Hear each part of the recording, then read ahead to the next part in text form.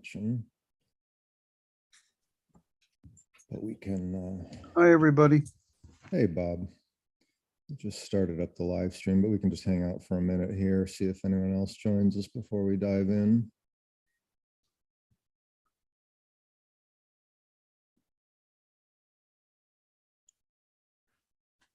Nobody yet.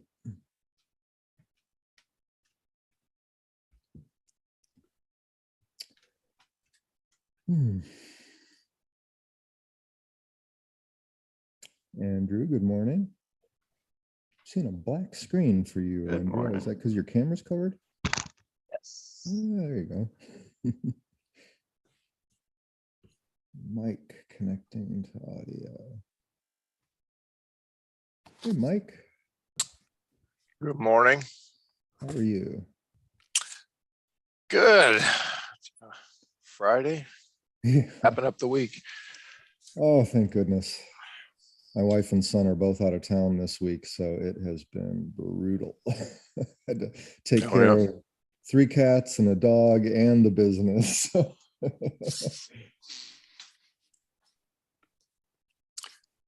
Sounds like you've had a very full plate. It's been a busy week, yeah. Some other stuff came up at the same time, but glad it's Friday. Let me open my chat here.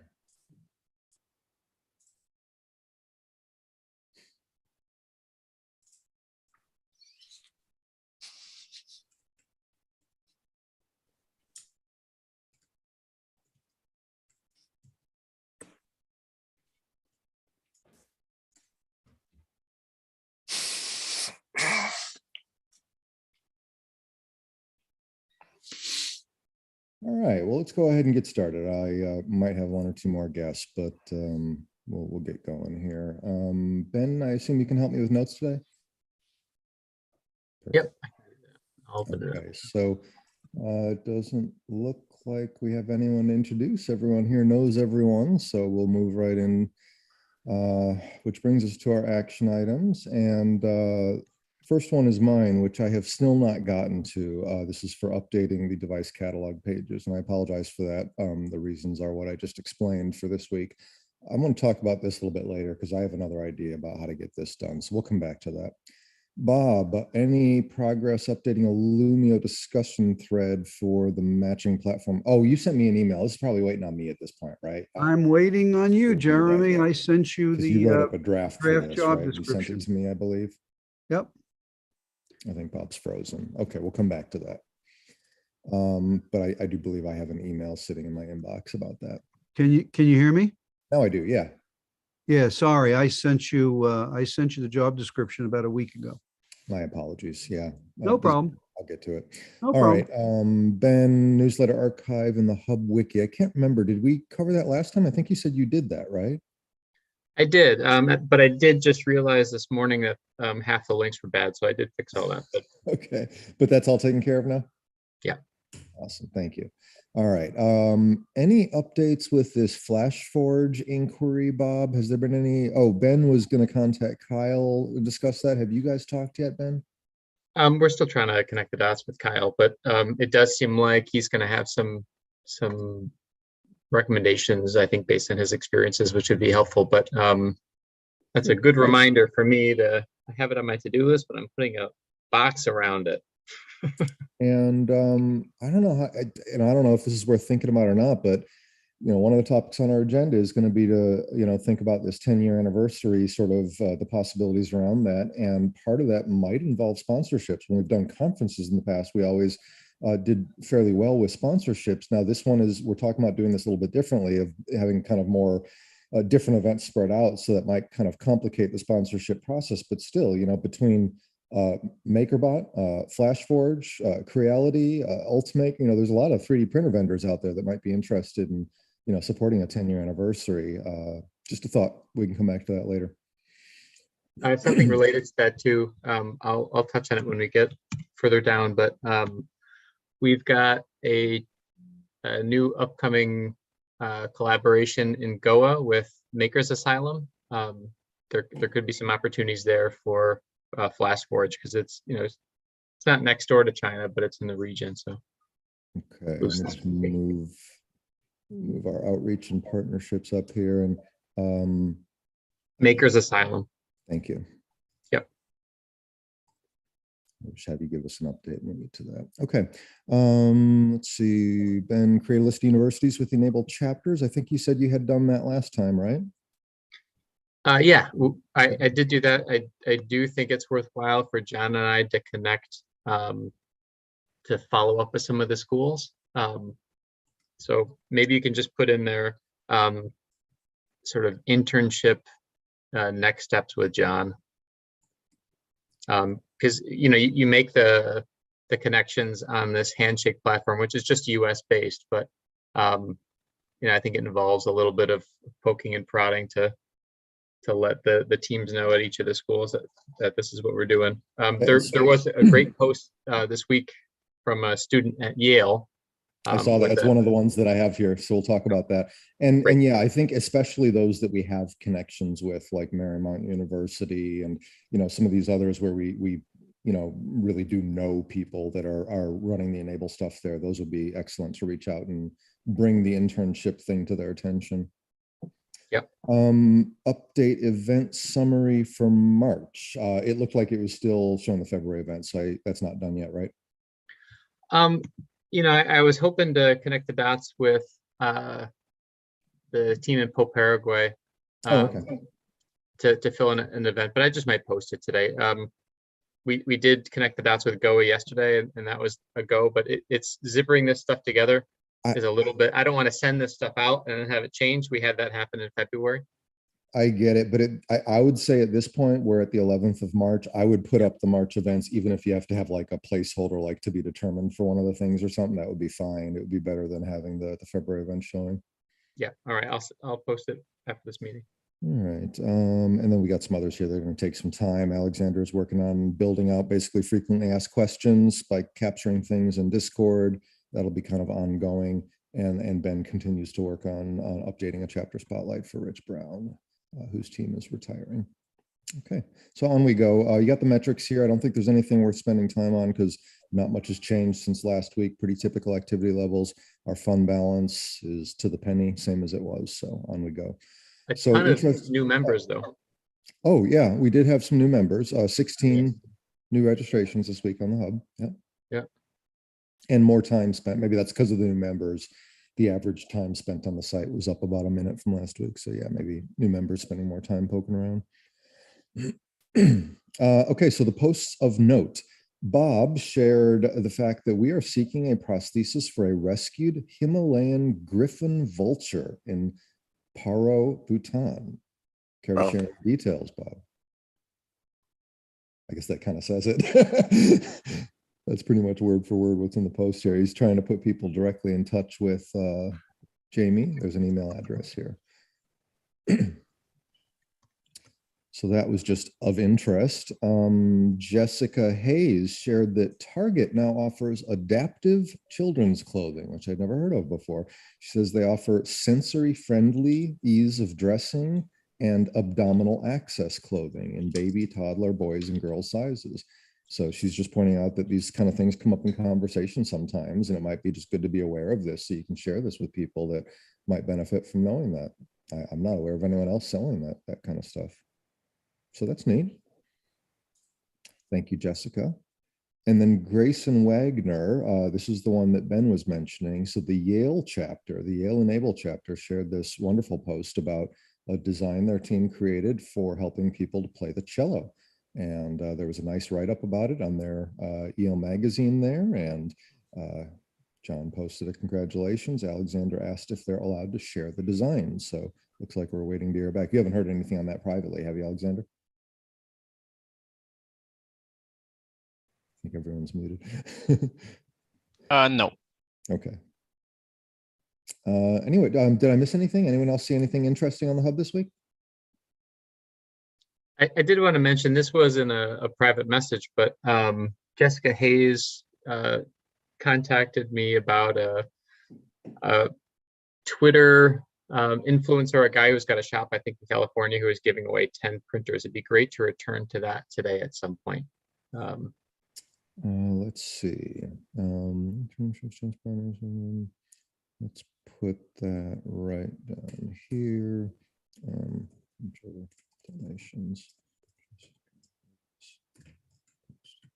Okay, thanks, Ben. Yep.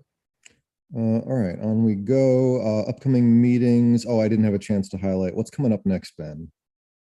Monday is the chapter leaders meeting with Makers Asylum from Goa. John and I had a meeting with them. Really inspiring stuff. I mean, just an incredible array of educational programs, and they've got contacts all over India through this this pandemic initiative that they did. So I think it's going to be just a really interesting collaboration with them. I know Bob's talked for a long time about cases in India, and we thought we would go through a couple cases together, open cases that were in India. And This then one with, on this session on Monday is this one going to be in English? yes, Okay. yeah. So that's the next one. Yeah, we already have the Bionic Design Group is finished. The educational meeting is finished. Both of them were really great this month. So those links, you can go to those events and you can see the video and the archive posts. Remember, we have this archive that Ben set up here with sort of an archive of all of our video meetings. So you can see the town halls, the new member meetups, the focus follow-ups, device pilots, chapter. This is a really great resource if you want to kind of catch up on what's been happening. These are all playlists for all the videos in each one of those. This is a great collection there. Thanks for doing that, Ben. Yeah. Jeremy, just to step back 1 second, there was an interesting post during the week for an animal prosthetic in Bhutan for Griffin Falcon. Yep, I think you might have stepped away for a moment, Bob. I did share that, and we went through we went through the details here. It looks very cool. Yeah. I just added in the chat, the peregrine or the Griffin Falcon is 18 to 27 pounds with an 8-foot wingspan. That's a big bird. We should consult with what's his name? Lars. Thank you. We should consult with Lars because he's the only one I know of in Germany. He has been very successful in making prosthetics for very large, heavy birds. So yeah, we've a got secretary bird. Yep.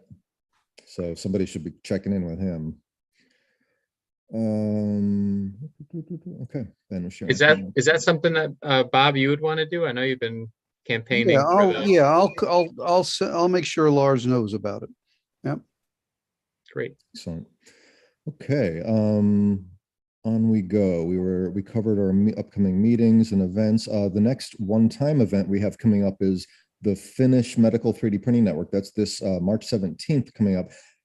I can't tell what time it is. Maybe you guys can. It says 10 to 12 a.m. Does that mean 10 a.m. to 12 noon, or does that mean 10 p.m. to 12 a.m.? In the morning.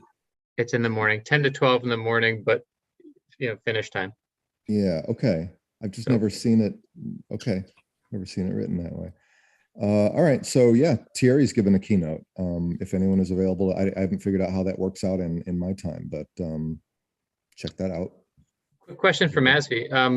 Did you guys follow up with the team? Because I know we had sort of a group email going back and forth, but I assume that at some point you guys would kind of take off and do the coordination with him. Nope, not really. I haven't been contacted either. Okay, well. So I'm assuming just Thierry said that he can manage everything, and that's it. Well, I don't think that's if you open up that event again. Okay.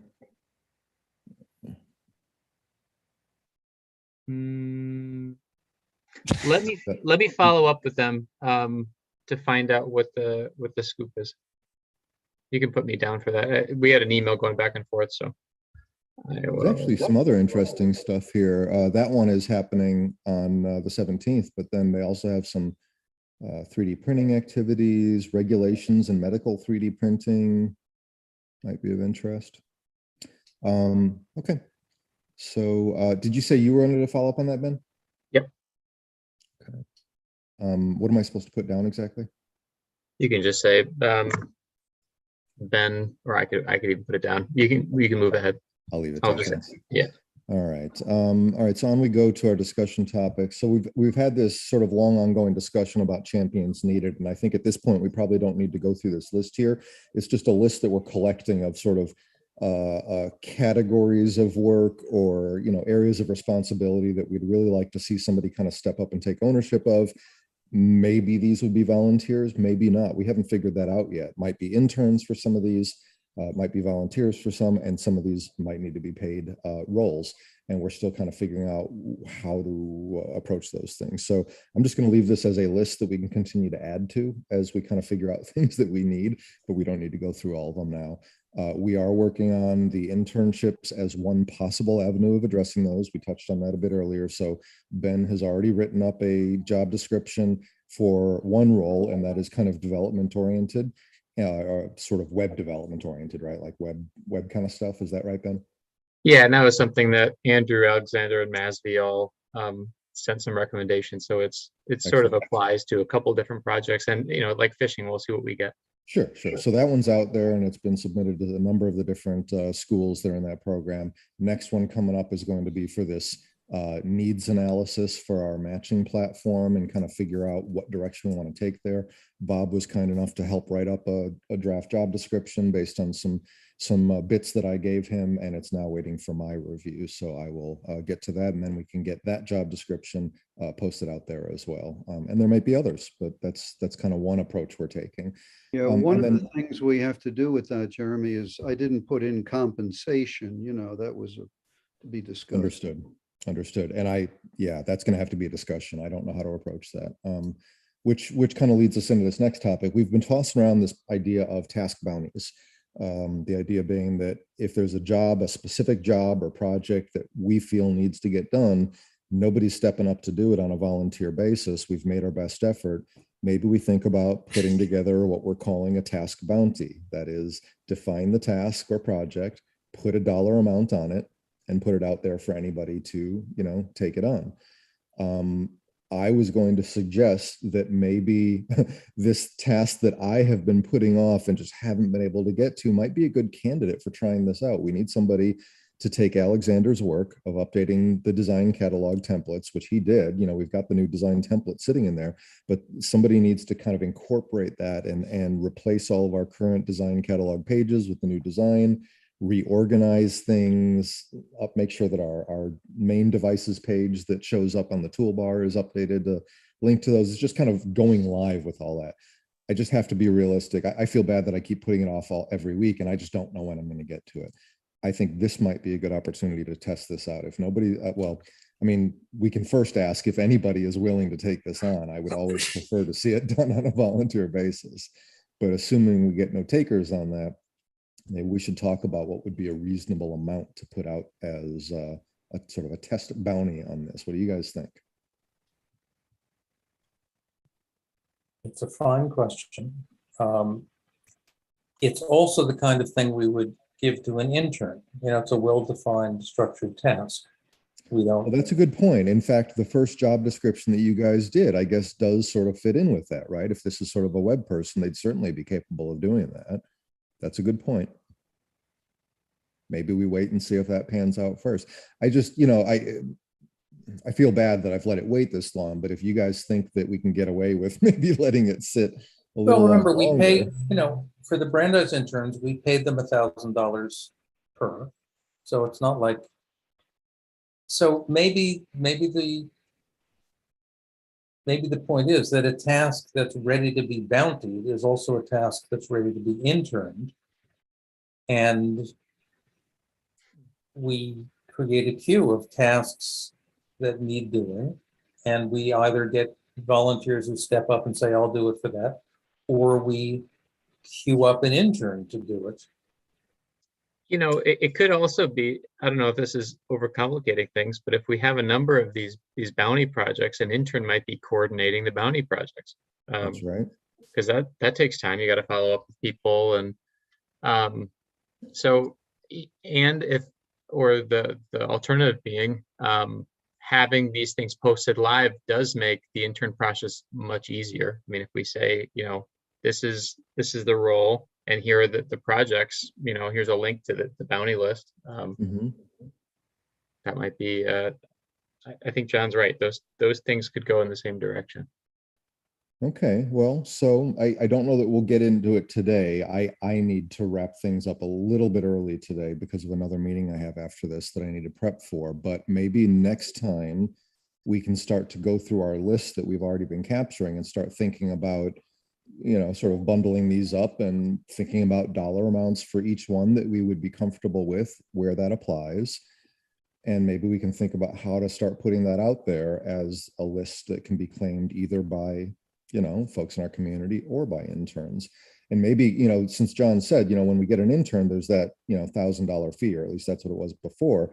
That might, maybe if we end up having several things in here where this one's, got a $200 bounty and this one's a $300, whatever, we could sort of package them up or group them up and say, well, this intern will take on that one, and that one. So there's some interesting possibilities there. So let's think about that for next time, maybe which ones of these we want to start with and start thinking about potential dollar amounts to put on them. But I do want to make sure that we're not, cutting ourselves off from the path of sort of at least trying to get volunteers to take these on. I mean, I think we have been, but we want to figure out a process where when there's a need, we want to have an effective way of communicating that need and giving people a chance to take it on as a volunteer. I mean, that's what we do here, right? If that doesn't happen, then we go to this, as a backup plan, Well, I was going to raise that issue also, and I agree with everything you just said, and it's a delicate process. So I don't quite know how we balance that. I don't Ben? either. I've got two thoughts.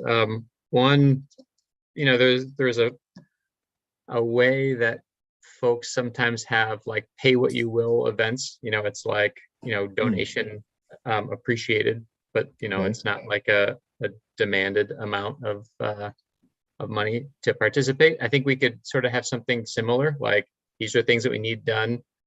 We will pay up to this if you're interested. It's sort of a reverse, but that's something that we could think about. The other thing So I wanted to mention, the person that does the job would end up then saying, well, I put in, so much work. I think it was worth about this much, as long as it's okay. That's we interesting. could say we could contribute up to this amount. If somebody wants to do it for free, great. If you don't, we've got this much of a budget for that task. The second thing was just in terms of, I don't know if it's rebranding this idea, but if these are sort of educational opportunities in some ways, and we're looking at interns as kind of the long-term model for this, it might be worth, instead of calling them sort of bounties, if we think about them, and think about our badges and try to align it in terms of, this task would align with this specific badge. We do have some funds available to support somebody if they need it, but having it be more kind of educationally focused rather than, here's a quick way to make money. Those are both interesting ideas. Yeah, definitely. Well, and something else that brings to mind, like you mentioned, there's definitely educational value for some of these.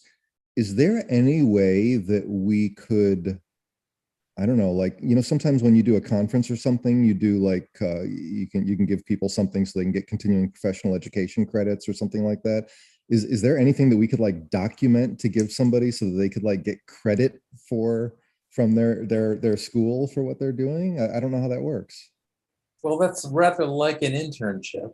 Okay. Often, another trick of the trade here is you issue a certificate if it's sort of, if they're acquiring some kind of a skill that they can that's an interesting use dimension to of get. this. Money is not the only way to compensate people. I mean, a nice certificate to recognize their contributions is actually, a reward that some people would value. Well, at that point, it becomes very much like a badge, although it could be that a badge with certain badges come with certificates, so that it's easy. I guess, I mean, I was thinking, a PDF that they could print out and frame. Yeah. But yeah. It might be worth trying to explore a little bit outside of the e-NABLE network. I mean, there's a lot of parallel certificates, these sort of open source projects where, you can get, I don't know, there's a kind of web accessibility that you can align with, for some projects. And there's, certain certificates that websites can get that they can put on the bottom. You can look at other educational initiatives and see, there could be a badge, an e-NABLE badge that aligns with a certificate outside of, some kind of loosely accredited sort of open source initiative or something like that. Yeah. So just these three topics here that I have on screen now are all kind of intertwined, and that's what we've been talking about, sort of the needs that we have, Yeah. and internships as a possibility, task bounties, or whatever we end up calling them. Gotten a lot of good input from Ben and John and myself. Let's hear from the others. Andrew, any thoughts on this?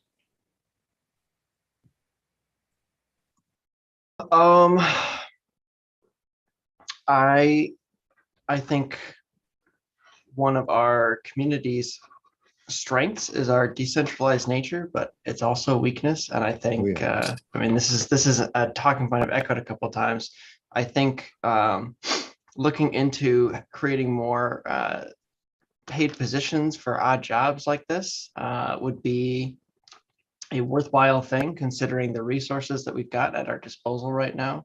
I think stuff like internships is great, but there's also other ways that we could create opportunities for people to do this kind of stuff. I do like the idea of non-monetary compensation for smaller, more regular things. Something that comes to mind is on like big open source GitHub repos. There will frequently be like a contributor section at the bottom, and it'll have like a link to your GitHub page, and then underneath they'll have little emojis representing different ways that you might have contributed to a project. It's kind of similar to our badging system, and I do think that drives some engagement. I think it would be a bit different in this environment though, because that's unlike the open source software front, that's a more standard thing, and having a lot of it's almost like being cited in academia. Having your name on a lot of big projects as a contributor like that carries some prestige. And I think that's what people are after. And I don't know how well that would translate to giving out badges and certificates in our own system. I think a lot of that, a lot of people considering that to be like a reward comes from the recognition of others that they've done something or contributed to some project. So I'm not sure how well that recognition would translate to something like certificates or badges. It's a good point, Andrew. Another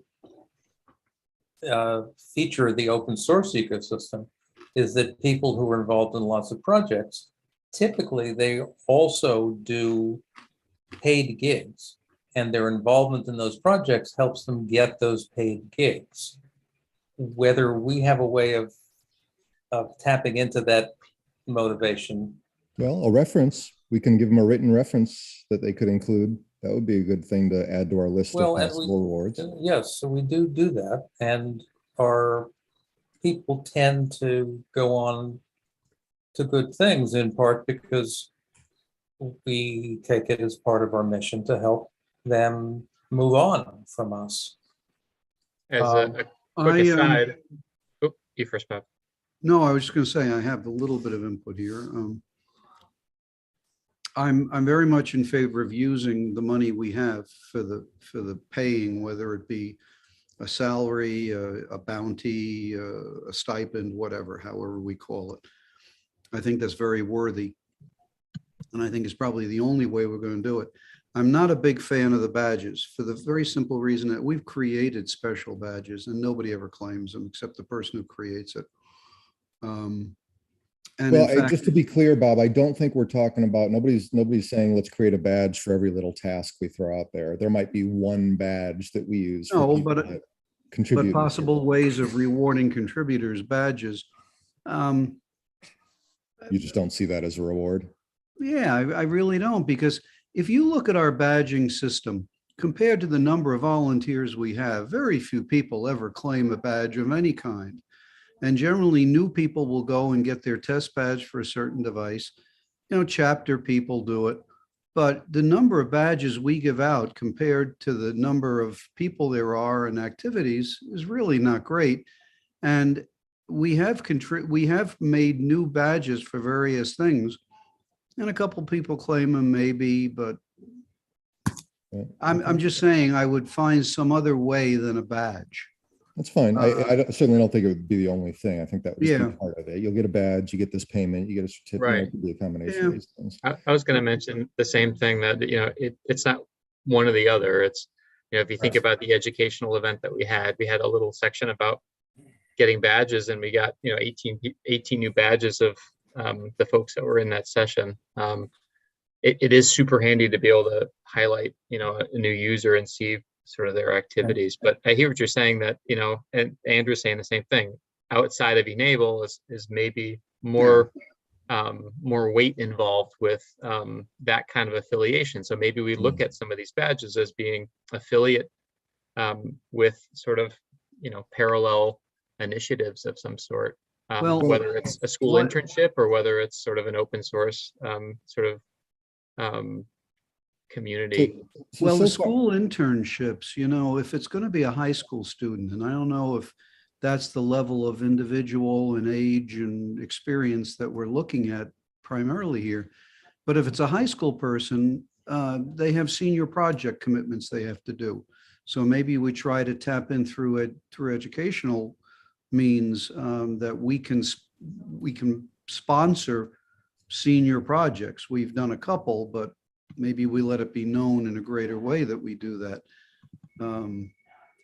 So it Anything sounds like, older than that is probably not a requirement unless you get to, you know, a degree program or something that may require something, but maybe we try to proactively reach out to educational facilities and say, we can do this. Well, No. and similarly, the Eagle Scout is a recurring pattern that pops up. We just had He- one this he- week. Yeah, it is. Right. I have strong opinions about that, but that's just a personal opinion, but okay. Well, you've been an Eagle Scout. Sometimes the projects are major and sometimes they're just Right, checking a box, right? right. I am an Eagle Scout still, even at 71. There you go. What I see is the typical Eagle Scout wants to take 5 of his friends and make 20 devices and ship them off somewhere. And that's obviously not what I think is worthy. It's the educational aspect of running a handathon or showing leadership that way. But if we could define, now here's an idea that you just raised, John. If we could define valid Eagle Scout projects and promote it, that might be a way, rather than waiting for somebody to come to us with their idea and we either shoot it up or shoot it down. Maybe Hey, I gotta jump in here. I'm sorry, Bob. I don't want to cut off a great discussion, but I No. do need to, I got to try to wrap up this meeting in Okay. 10 minutes because I got to That's walk the fine. dog before the next meeting. I know you got your hand up, Ben, but I haven't heard anything yet from Mike, Alexander, or Masvi. Do you guys have any thoughts on this? Well, back to Andrew's point with the recognition, and I don't know if there is already something like this, but maybe a page where, you know, people who volunteer and do a project are recognized, like, you know, I don't know, Heroes Corner or, you know, Winner's Circle or something where, you know, they see their name and what they've done, a little synopsis. And, you know, I think that's a big part of it. You know, people want to be recognized for what they've done within the community. Nice. I like that. Alexander, any thoughts? Good idea. No, not really. Masvi? Also, not really. Yeah, no. Let me ask a question then, just to challenge us on this a little bit. Does anyone have any concerns that if we try this approach and we start putting these out there with, you know, potential dollar amounts attached, is that going to be a disincentive from people to do volunteer work? You know, well, hey, I can just wait until I get paid for it, you know? You know, I am concerned about that, but we've talked about many variations, bounty being one of them. But I think all of them hinge on well-defined tasks or projects. And so I think so I'm actually thinking that if we had descriptions of these tasks and projects, Some of them are going to say, this would really be good for an Eagle Scout. This is one that we should look for an intern. This is one that should be available for all of these things. So I think the first step is clear, even though the latter steps are going to be delicate and we're not done with yet. The first Sounds like step is we to need a flesh out spreadsheet. some of these tasks. We need a spreadsheet. Let's drop them into a spreadsheet. Let's put a column in there where we can select, the type, like you just said. Is this an intern? Is this a bounty? Is this, try volunteer? Let's get them all in a little matrix and see what we're looking at here, I guess. And the critical thing, I think, is actually the description of the task. Yep. And so that's how I would begin. Ben deserves the last word on this. Well, before I pass it over to you, Ben, let me just ask, if I set up a spreadsheet for us with the columns and fields and drop these in there, could you help me out with the more time consuming writing up of the descriptions? You asking me? Yeah, I'm asking you.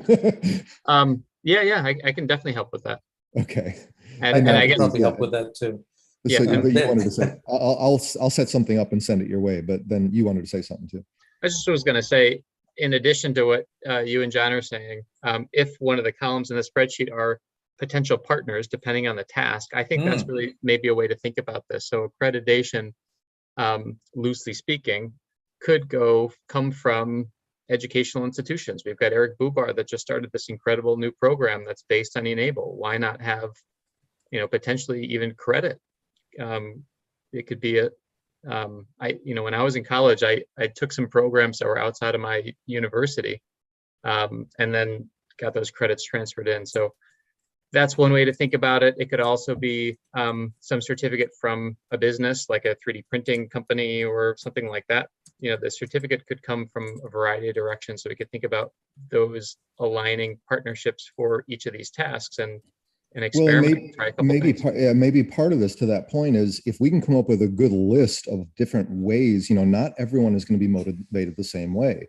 Some people are more motivated by money. Some people want more recognition. Some want a good professional reference. We've talked about a lot of options. Maybe a part of this is having a discussion with the person. What's important to you? What do you want to get out of this? And we kind of craft a package, so to speak, that's going to be motivating for that individual. It doesn't have to be one thing for all of these. Just a thought. I do want to move on because there's two other topics I want to get to, and I do want to try to wrap in about 5 minutes here if we can. So Ben, you mentioned printer donations. You want to tell us about that?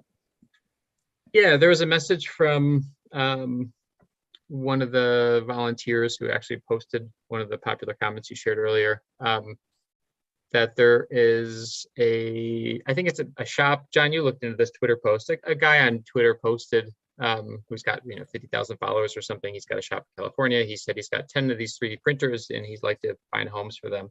Do you remember what kind of printers? I think it was a variety of printers. Oh, I can that's right. share the Twitter post in the chat right now. Ripcord, I think, is the name of the influencer. And are these printers physically in California then? Yes. Okay. So, one thing I thought about, I don't know if I sent That's a Evan lot of printers. Blockman an email. He helped me with the Wishbone project, but Texas is not next, it's not in California, but it's regionally connected. Well, So I was okay. So curious. it says, so there's 10, it looks like, that he's looking to donate. Is that right? Correct. Okay. So managing that is Yeah. going to be a challenge, but it could be an opportunity for folks in the US anyways. Just trying to see here if there's any notes about those being claimed or anything already, but I guess there's a lot of comments, I guess. So the volunteer, she messaged him and said, could these go to e-NABLE? And he said, yes. So it sounds like, loosely speaking, last I heard, he's kind of holding them for us, but we need to have a game plan.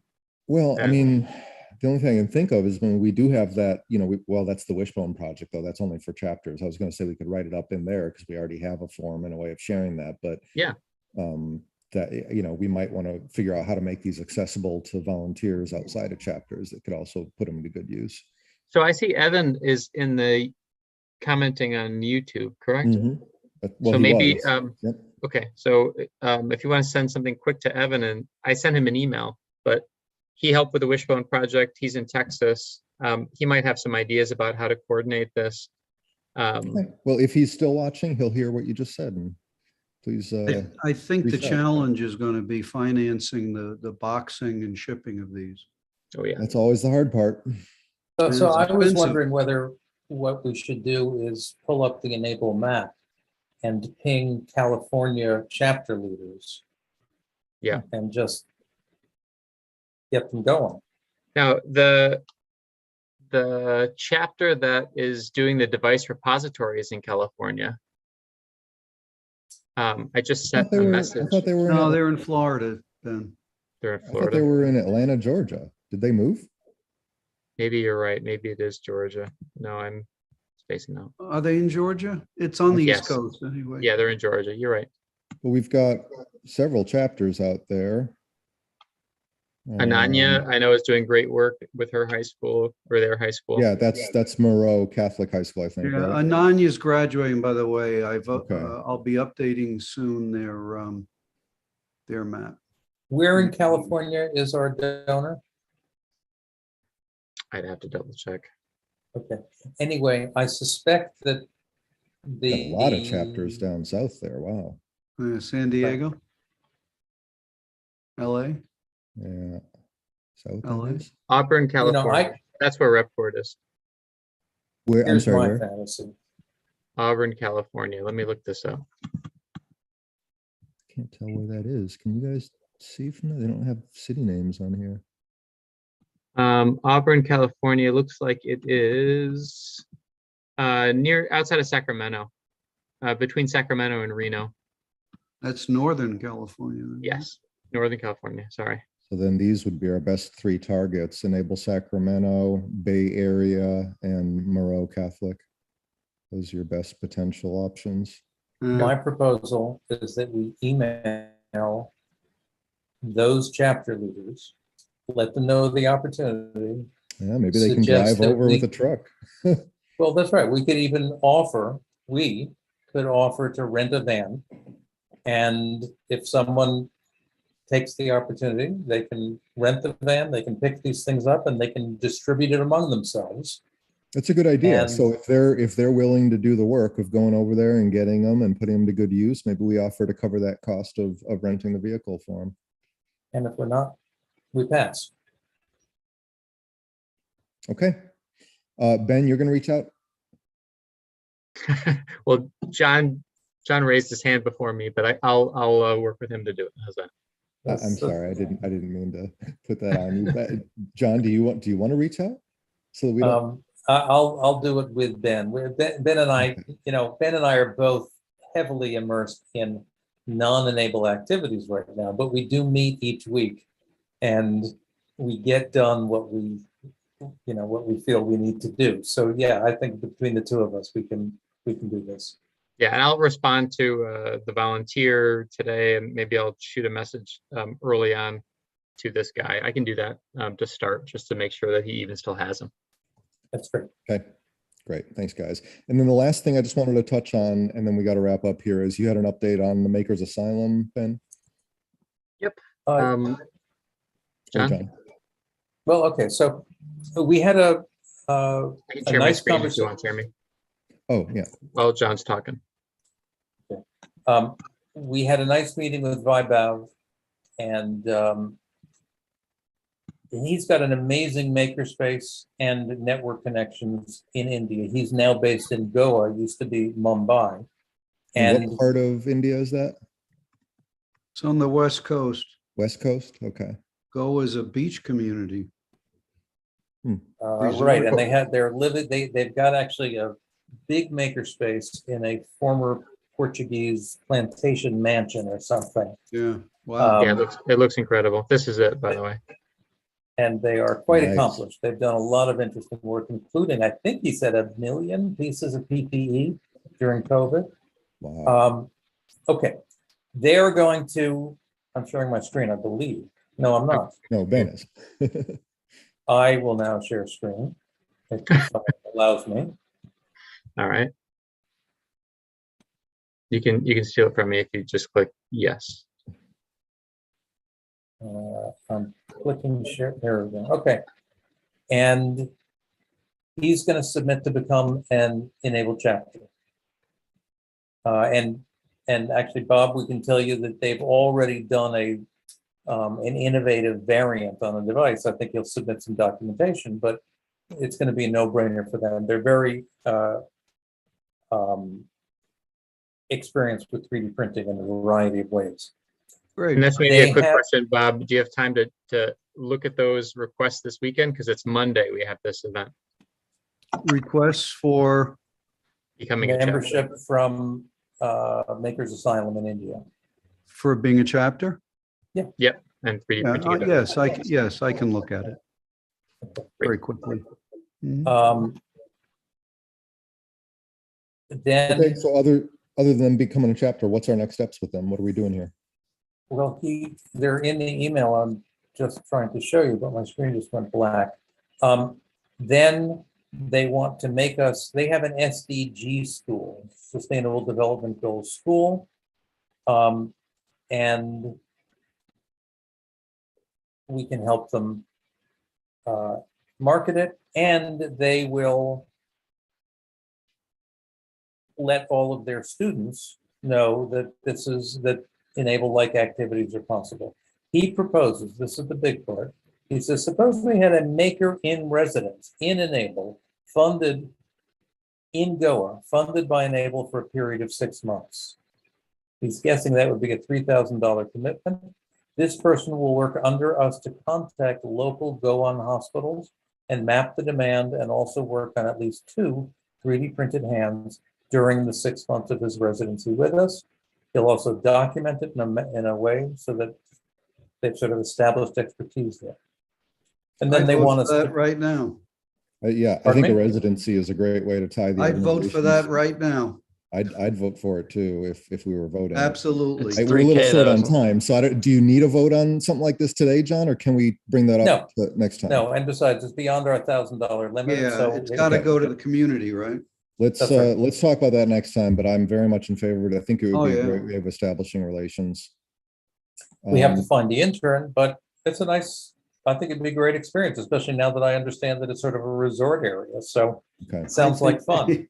Oh, go. Alexander, I ahead. thought of you when I saw that, but I don't know whether you're interested in getting out of in going to an exotic place. Although he correctly points out that the key function here is not just to make devices, but to develop the local network and engage in a real outreach program, which frankly we should all do, but this is a chance to do it where it's Yep. needed. This is a no-brainer. All right, great. This is what we need to We'll bring do. that up next time and talk it through. I'm going to have to wrap things up here, guys. I'm sorry. I need a few minutes before my next meeting. So Okay. we'll see you all next week. Take care, everybody. And join Monday to check out what folks at Makers Asylum are doing. All right. Thanks all.